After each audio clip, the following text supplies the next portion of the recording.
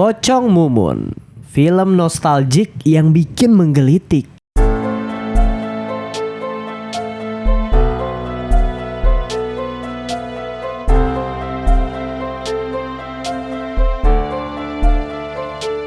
Selamat malam semuanya. Balik lagi di podcast Opini Tengah Malam. Masih bareng gue Mandra. Asik.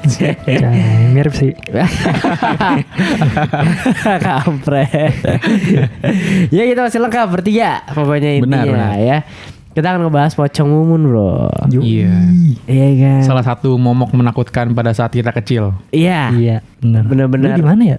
Hah? Indosiar ya? Apa TPI ya? TPI seingat gue. Oh TPI ya. Tapi ini emang bener Bim, dari kisah nyata ini. Tahun 1970 di Cibubur katanya. Iya. Malah katanya gue nonton interviewnya kan. Katanya Haji Mandra ini katanya dia pengen sebenarnya tuh masih namanya jadi pocong. Nggak mau mumun karena dia ngeri katanya gitu. Tapi dari produser Maksudnya ngeri memakai nama Mumun. Iya. Oh. Pokoknya dia takut lah. Tapi dari atasan mintanya kekeh pengennya mumun gitu. Oke, gila gue merinding lagi bang. Kayak baru filmnya komedi tapi Berarti merinding Mumunnya juga. nama asli ya? Iya katanya gitu Riz. Gila juga dia. Beneran menampakkan diri dia katanya. Menurut gue the next level dari Pocong Mumun juga sih ini. Iya sih dibanding yang dulu kan. Anjing, mau dibahas sekarang apa ntar nih? Perbandingannya. Nanti kali ya. Perbandangin nanti ya. Kalau gitu kita masuk ke background filmnya dulu kali ya. Oke bro. Langsung aja pasang kacamata konspirasinya. Tetap open minded. Balik lagi di podcast Opini Tengah Malam. Oke, kita masuk ke background film ya. Ini didirect sama Rizal Mantovani. Nah, kalau kisahnya sih sebenarnya bercerita gue kurang sedikit lupa-lupa inget ya sama yang dulu ya. Tapi intinya sih harusnya secara garis besar sama. Dimana si Mumun ini anak yang baik gitu ya.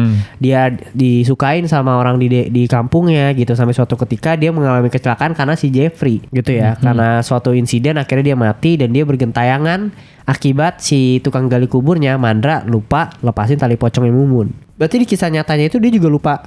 Iya sih harusnya begitu. Enggak, pokoknya sih si Haji Mandranya enggak bilang spesifik, Chris. Cuma pokoknya dia bilang itu terjadi aja.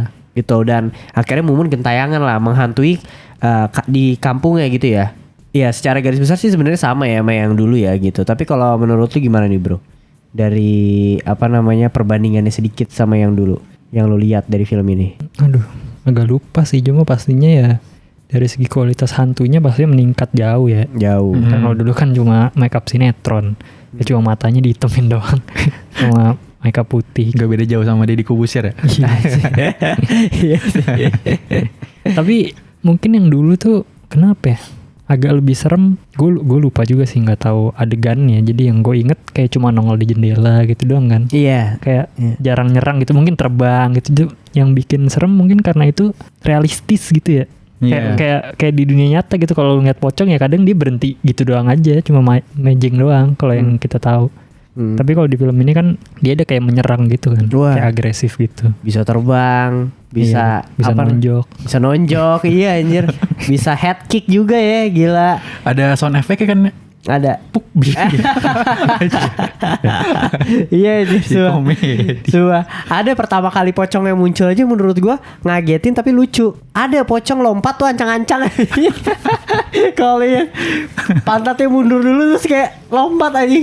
Iya dah, sumpah ngakak gue. Tapi ya menarik sih, tetap menarik ya menurut gue Pocong Mumun untuk kita tonton gitu ya, untuk ngebawa nostalgia gitu. Jadi mungkin kita biar langsung aja kita bahas reviewnya kali ya. Yoi. Biar enak gitu ya.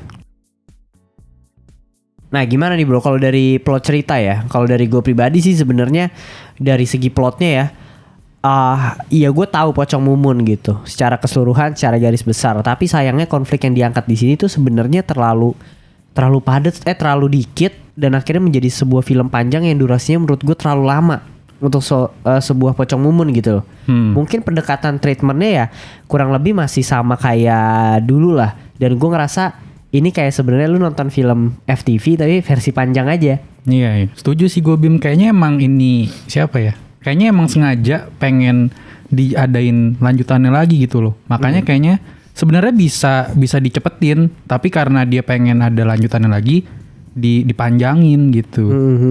Iya gitu. Kalau dari lu gimana Is? Karena menurut gue dari konflik-konfliknya banyak yang enggak terselesaikan akhirnya gitu loh. Fokus di A terus B, abis itu udah hilang aja gitu. Penyelesaiannya kurang gitu. Plotnya sih ya kelihatan sih dia mencoba memodernisasikan Mumun gitu ya dengan masukkan pinjol ke cerita gimana si Mumun mati gitu kan. Oh iya. Enggak pinjol juga sih, waktu itu lebih ke ngutang sih ya. Tapi kalau gue justru ngerasa malah cepet banget filmnya, kecepetan gitu kelarnya.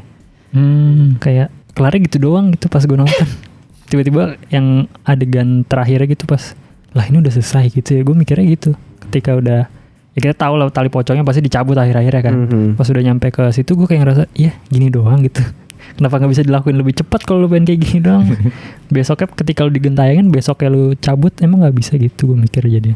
Mungkin karena nggak ada ancang-ancang buat selesai kali Riz. Jadi temponya standar terus. Gue jadi kayak apa, nggak paham gitu setannya maunya ngapa sih gitu. Kayak cuma pengen nyampein pesan cabutin lepasin tali pocong, udah kan gitu doang. Terusnya besoknya langsung dilakuin dong sama si Mandra. Iya. Nah ya itu maksud gue gue. Jadi kayak nggak ngerti dia neror selama itu yang harusnya bisa diselesaikan dengan cepat gitu. Dan menarik sih sebenarnya ya, kayak di sini juga akhirnya ada lagi Mandra acting lagi gitu dalam obat gue bagus dah. Iya. Gue pas nonton kayak, ih boleh juga ya. Yang pastinya kan gue udah meremehkan ya, namanya juga orang udah vakum lama gitu dari dunia acting. Benar. Tapi ketika gue nonton ternyata luwes juga gitu ekspresinya lah ketika ditakutin Mumun gitu-gitu. Terus komedinya juga kan sama orang-orang lain gitu. Mantep juga actingnya Mandra. Iya kayaknya mungkin Mandra tuh shoot di mukanya dia doang aja udah bikin orang rada lucu sebenarnya. Iya malah gue lebih lucu pas ada dia sih dibanding tiga aktor yang anak buahnya itu. Anak buahnya annoying bro. Gue kurang suka aja berdua. Gue malasnya suka ini sih overuse. Iya. Yang jokes wata gitu. Iya anjir. Yang dapat dialognya lucu ya si Bedu dari antara 3 orang itu menurut gue. Iya. Menurut gue tektokannya Bedu sama si Hansipnya juga lucu. Oh si Hansip. Hansipnya lucu aja. Ya Hansipnya juga lucu. Ngomongin skincare buat apa? Ada yang ngomongin ceker nih. Itu lucu gitu loh. Coba anjir Hansipnya sih. Sebenarnya. Tapi kalau horornya masih ada beberapa yang gue cukup dapat sih.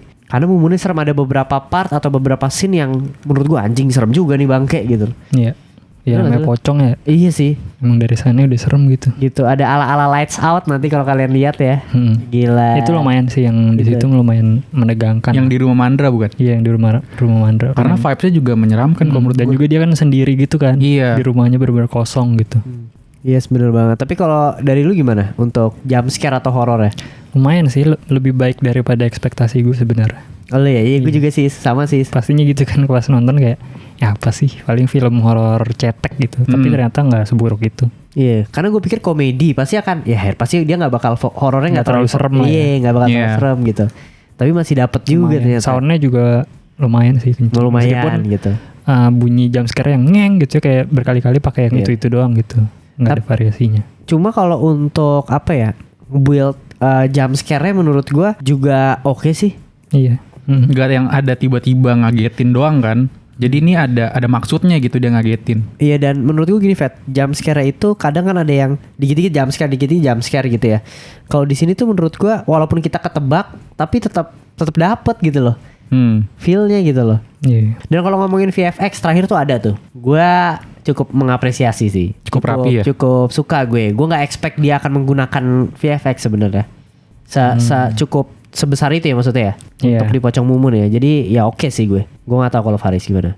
Untuk yang scene itu maksudnya. Iya scene itu dan semuanya sih secara keseluruhan sih. Kalau scene yang truk lah ya. VFX yang truk itu gue ya biasa aja sih. Jelek sebenarnya sih kalau mau jujur jelek. Kalau yang itu iya. Cuma ya masih acceptable lah. Untuk ininya ya. Animasi pas jeretnya itu masih lumayan. Cuma ketika udah frame-nya diem yang dari angle jauh justru malah jelek kelihatannya. Kayaknya mungkin di compositingnya kurang bagus sih. Kayak dari warna truk kayak gitu masih kelihatan kayak itu gambar yang disatuin.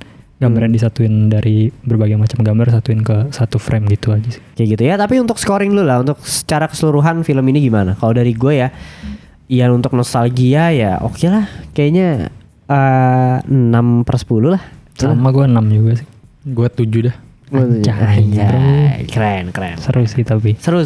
Tapi dan kayaknya lucu. Iya, gue sangat mengapresiasi dan kayaknya kalau misalnya akan ada sequel kan akan ada ya nanti ya, akan ada sequelnya gitu kan. Gue nonton di gue bakal nonton lah. Iya gue juga pasti akan nonton sih di platform streaming. Ya karena pasti ada keluar maksudnya nonton 2 kali bro, gitu kan. Oke lah, masuk aja ke review spoiler. Nah, review spoiler nih enak nih. Ada beberapa yang bisa dibahas gitu ya. Tapi ya kalau dari gue pertama dibuka dari adegan paling horor kali ya. Di Pocong Adegan Mumun. paling horor ya. Iya. Gue masih sama sih yang tadi di rumah Mandra itu sih menurut gue. Yang bagian mana ini banyak nih. Yang bagian pada saat dia nge-teaser pengen keluar gitu, Riz. Oh. Awal-awalnya lah ya. Iya. Ketika misalkan pintunya kebuka sendiri. Gue di rumah Mandra juga tapi pas dibuka cuma palanya doang tuh ketawa. Main di lemari. Wah gila itu di lemari bro. Gue lumayan sedikit-sedikit merem sih di lemari sih. Gue rada lupa sebenarnya horornya. Tapi emang yang Mandra sih yang paling horor sih. Yang pas awal-awal itu udah paling horor. Sisanya tuh mungkin karena udah bareng-bareng gitu ya. Si tokoh-tokohnya ada Mandra, apalagi Mandra sama yang hansipnya udah bersatu. Pas ditakutin malah jadi lucu ekspresinya kan. Iya benar. Jadi pas Mandra pertama kali kayaknya emang paling horor di situ. Udah rame-rame ya. Iya. Endingnya gimana dari lo? Kalau dari apa ya, dari ending plotnya atau after credits? Ini dulu sih menurut gue penyelesaian konfliknya gitu. Karena kan gue kalau dari gue sendiri sebenarnya sangat disayangkan sih momen sedih ini dan anak gitu. Tapi gue bingung tuh kenapa tujuannya dia mau berangkat kondangan gitu. Tiba-tiba ngebuka rahasianya, Mandra datang. Terus abis itu nggak lamaan tahlilan kan bisa ada kalau nggak salah ada tahlilan lagi ada berapa harian si Mumun kalau nggak salah deh. Terus si Acanya kayak gue mau ngebunuh lu gitu tiba-tiba. Yang kayak ya udah sih gitu loh, kayak kurang aja sayang banget gitu loh. Itu bukan acara berapa hari sih? Berapa sih Kan mau ngebongkar, mau lepasin tali. Oh iya mau lepasin tali ya? Iya gitu. Itu menurut gue aneh sih, terlalu cepat sih. Iya. Sama ada beberapa emang yang kayak kok tiba-tiba lo tahu gitu. Markasnya di sini. Iya. Tiba-tiba udah ada di sini Plot gitu. hole ya. Iya. Dan matinya Jeffrey juga dengan kondisi yang sama anjir.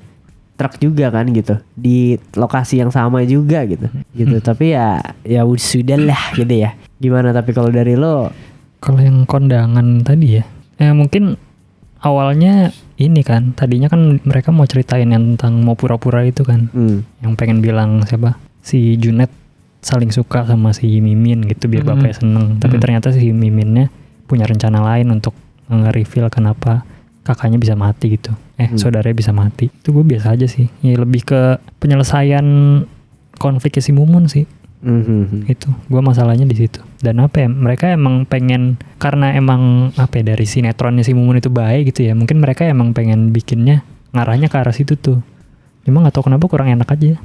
Iya tapi kan abis dibuka tali juga akhirnya mereka tetap menyerang gitu deh. Mumunnya masih ada gitu. Berarti kan sebenarnya konfliknya bukan di tali juga. Karena Jeffrey aja kan juga. Dendam. Dendam gitu. Ya oke lah. Ya seperti pada sinetron pada dia gitu loh. Jadi pocong aja dulu ya? Jadi pocong. Jadi pocong ya gitu. Yang nulis siapa ya? Direkturnya juga ya? Haji Mandra tau gue. Oh dia. Originalnya dia. Original. Yang film ini. Yang mana? Film ini. Mumun. Aduh gue gak nyari sih. Iya Gitu tapi sih. mungkin ada campur tangan Haji Mandra juga sih pasti. Ya cuma kualitasnya dari skripnya kayak emang masih TV sih. Iya masih TV ya, bukan secara bioskop gitu ya. Oke lah paling segitu aja untuk review. Jeffrey bro.